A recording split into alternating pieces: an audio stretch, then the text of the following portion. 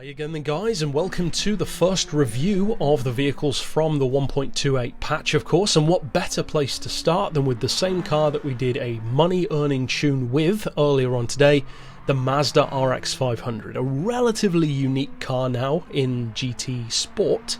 In GT6 not so much, there were some other cars that were similar, you could say the Dome Zero, that kind of stuff.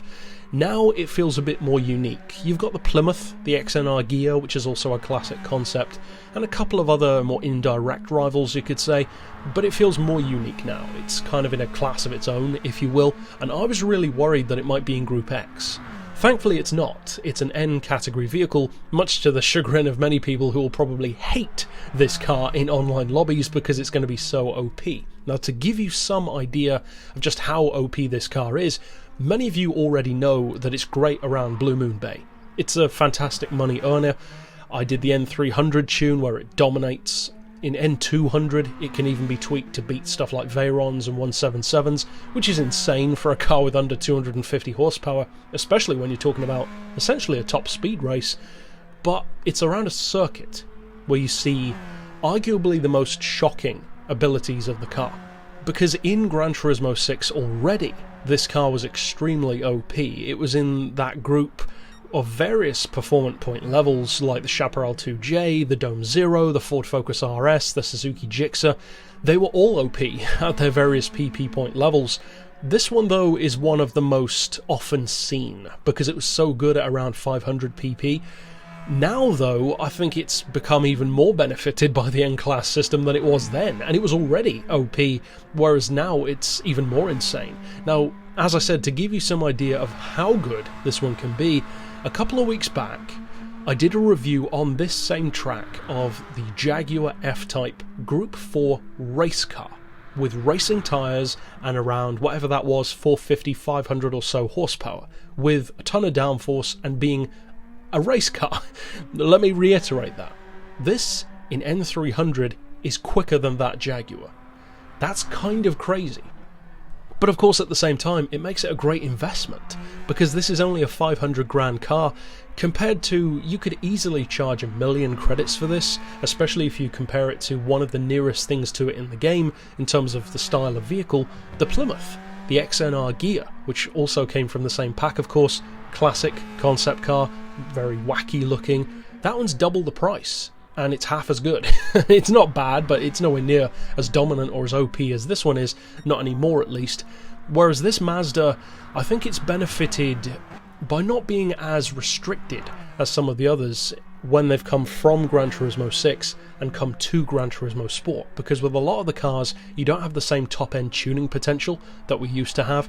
And for instance the Plymouth, as an example, it was a great car for top speed in Gran Turismo 6 because it was really powerful compared to what it can be now.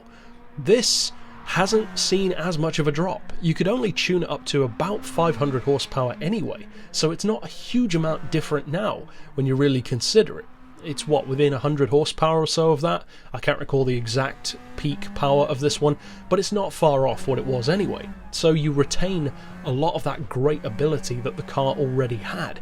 So I think the thing about this Mazda which makes it ironically a little bit difficult to review is that it's so good at everything that it's almost OP in a conversational way as well. There's no bad points to the car, nothing that really matters anyway. You could say it looks weird, I don't like the look, but as far as what it can do, it has no weak spots, and that's one of the reasons of course why it was so OP.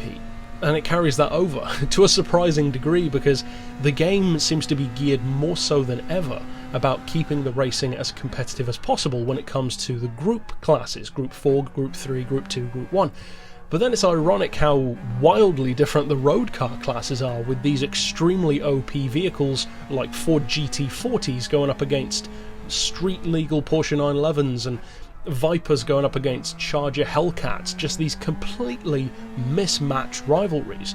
Or this for instance, detune it to N100 and you're literally going to be going up against Peugeot RCZs. What chance does that car have against something like this? This was already brilliant, and it is again. It doesn't have any weak points. The pricing is relatively high, but not really. $500,000 isn't that much, let's be honest. It doesn't take that long to earn that cash. It's an N-Class car, it's a classic, it's a concept, it's wacky, it's unique, the handling is very forgiving, pin sharp just like the front end of the car, and it manages to be a car that actually isn't super compact, especially in terms of length, but it feels it. It feels like you're driving an Arrow.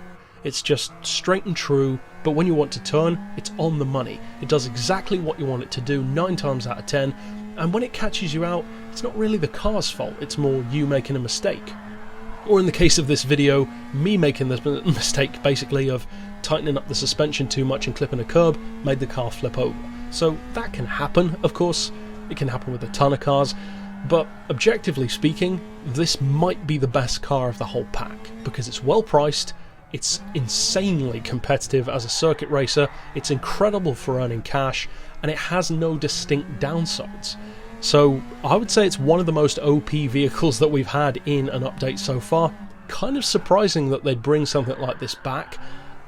In a way, I'm not surprised that they did, because it already looked good in terms of the graphics and the physics and the interior, but surprising that they'd bring a car that's this over the top in terms of its ability back to the game, given, as I said earlier, how equal the Group 4, Group 3 are supposed to be, and then you just have a crazy wild card like this that comes in and destroys everything else on the grid, potentially. So, finally a vehicle that can bring the heat against stuff like the Porsche GT3s and the road-going Group 3 cars and the Group B cars. It's a great car.